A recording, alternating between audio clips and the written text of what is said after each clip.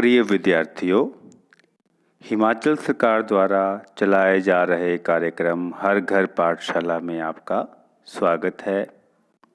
आज हम आय, रोजगार तथा उत्पादन के संतुलन स्तर के निर्धारण अर्थात determination of equilibrium level of income, employment and output के बारे में जानकारी प्राप्त करेंगे।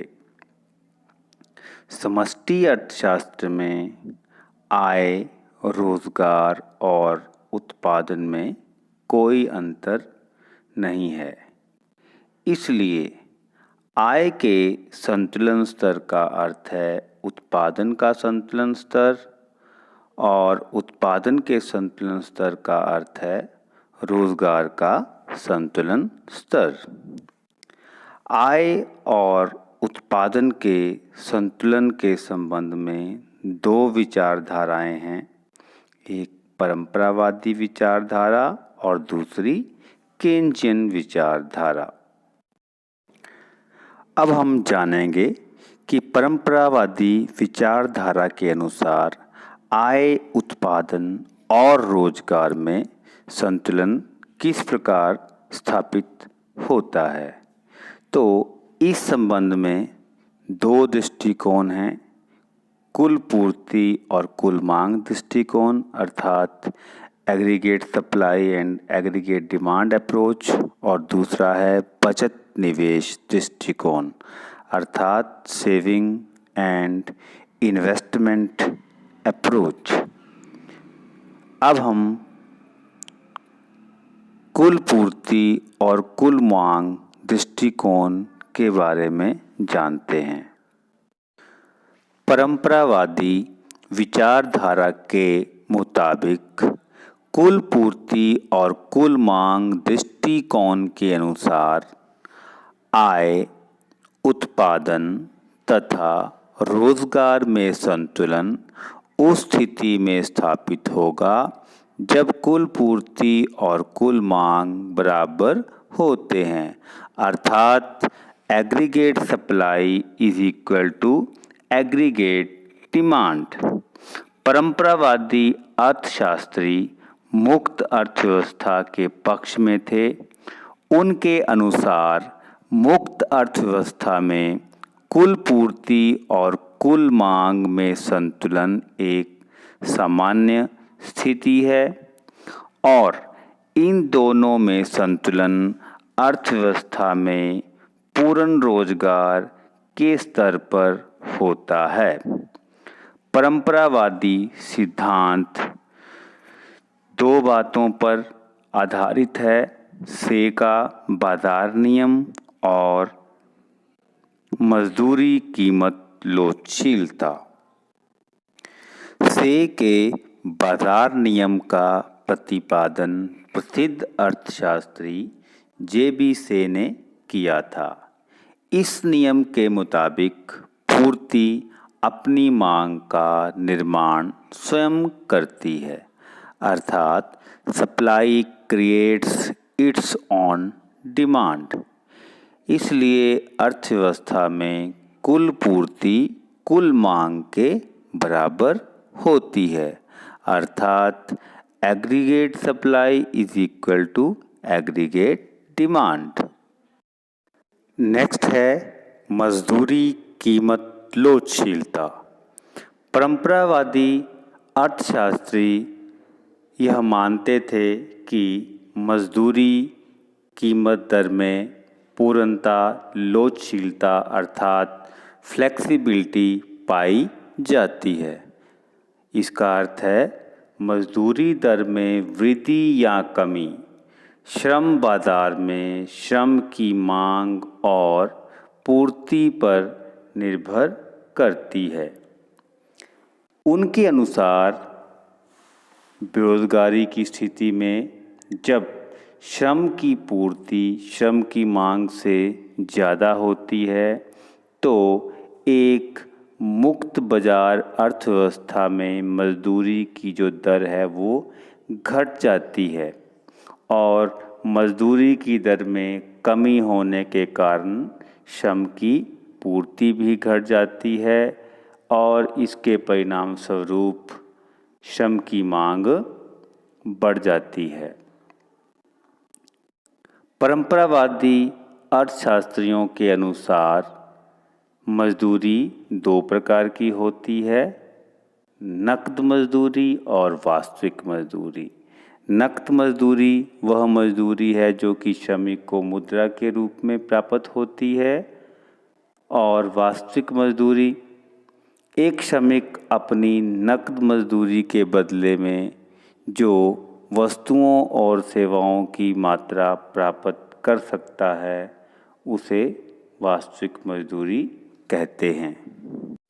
परंपरावादी अर्थशास्त्रियों के मुताबिक कुल पूर्ति और कुल मांग दृष्टिकोण के अनुसार संतुलन बिंदु का निर्धारण वहीं होगा जहां कुल पूर्ति वक्र और कुल मांग वक्र बराबर होते हैं। आइए अब हम परंपरावादी कुल पूर्ति वक्र के बारे में जानें। परंपरावादी अर्थशास्त्रियों के मुताबिक एक मुक्त अर्थव्यवस्था में सामान्यतः पूर्ण रोजगार की स्थिति पाई जाती है। इसलिए इस प्रकार की अर्थव्यवस्था में उत्पादन अपने उच्चतम और स्थिर स्तर पर होगा। जैसा कि इस चित्र में दर्शाया गया है, इस चित्र में OX अक्ष पर उत्पादन तथा OY पर कीमत स्तर को प्रकट किया गया है। उत्पादन OL पर स्थिर है, ये कीमत स्तर से प्रभावित नहीं होगा, इसलिए कीमत स्तर के संबंध में कुल पूर्ति को खड़ी रेखा LL के द्वारा दिखाया गया है। आइए अब हम परंपरावादी कुल मांग वक्र के बारे में जानते हैं। परंपरावादी अर्थशास्त्रियों के मुताबिक कुल मांग और कीमत स्तर में विपरीत संबंध है। कीमत के बढ़ने पर कुल मांग कम हो जाती है और कीमत के घटने पर कुल मांग बढ़ जाती है। इसी कारण कुल मांग वक्र का ढलान नीचे की ओर होता है। इसे इस चित्र में स्पष्ट किया गया है। इस चित्र में OX अक्ष पर कुल मांग तथा OY पर कीमत स्तर को प्रकट किया गया है। AD कुल मांग वक्र है और AD मांग वक्र का ढलान ऊपर से नीचे की ओर है। परंपरावादी विचारधारा के अनुसार आय, उत्पादन और रोजगार में संतुलन उस स्थिति में स्थापित होगा जब कुल पूर्ति कुल मांग के बराबर होती है। इसे इस चित्र में स्पष्ट किया गया है। इस चित्र में OX अक्ष पर उत्पादन और रोजगार को प्रकट किया गया है तथा OY पर कीमत स्तर को प्रकट किया गया है। AS परंपरावादी कुल पूर्ति वक्र है और AD परंपरावादी कुल मांग वक्र है। कुल मांग वक्र कुल पूर्ति वक्र को बिंदु E पर काट रहा है, इसलिए बिंदु E पर संतुलन का निर्धारण होगा। OL उत्पादन का संतुलन स्तर है जो कि अर्थव्यवस्था में पाई जाने वाली पूर्ण रोजगार की स्थिति को प्रकट कर रहा है। परंपरावादी विचारधारा के अनुसार आय, उत्पादन और रोजगार में संतुलन उस स्थिति में भी स्थापित हो सकता है जब बचत और निवेश बराबर होते हैं।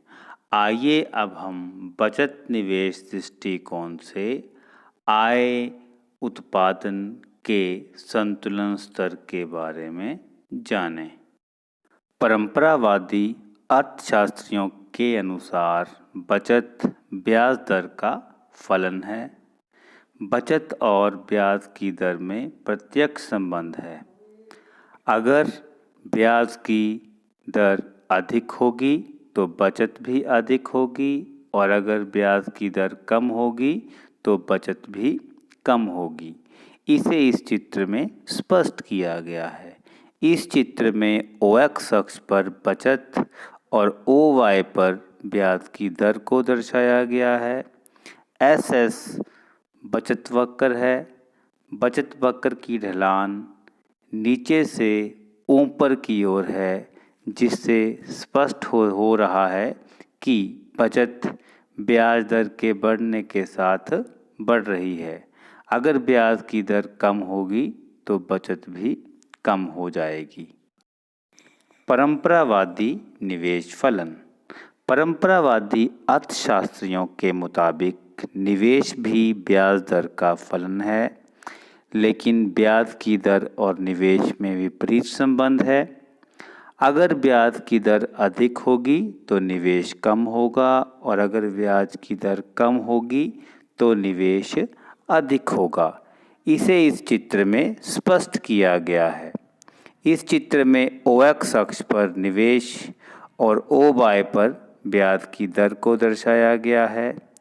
II निवेश वक्र है। इसकी ढलान ऊपर से नीचे की ओर है। इससे स्पष्ट हो रहा है कि अगर ब्याज की दर अधिक होगी तो निवेश कम होगा और अगर ब्याज की दर कम होगी तो निवेश अधिक होगा। बचत और निवेश के द्वारा संतुलन बिंदु का निर्धारण किस प्रकार से होगा, इसे इस चित्र में स्पष्ट किया गया है। इस चित्र में OX अक्ष पर बचत और निवेश तथा OY पर ब्याज की दर को प्रकट किया गया है। SS परंपरावादी बचत वक्र है तथा II परंपरावादी निवेश वक्र है।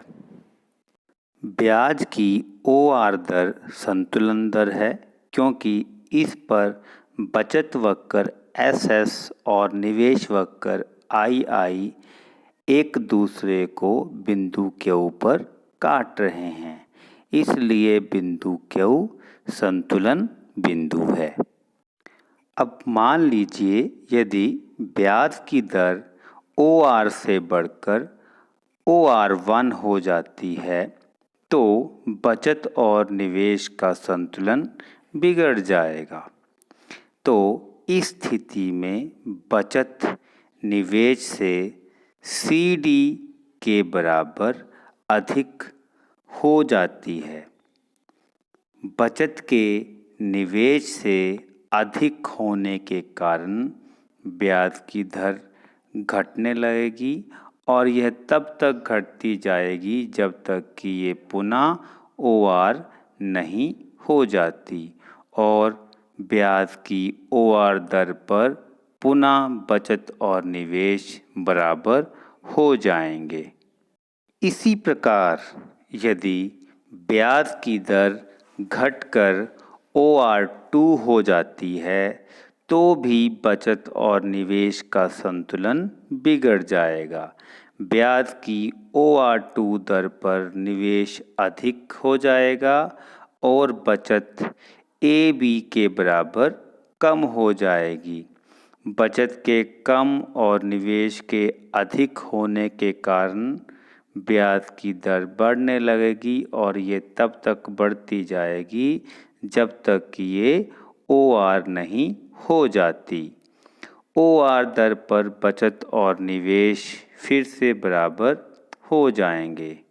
इसलिए हम ये कह सकते हैं कि Q बिंदु संतुलन बिंदु है, क्योंकि यहाँ पर बचत और निवेश आपस में बराबर हैं।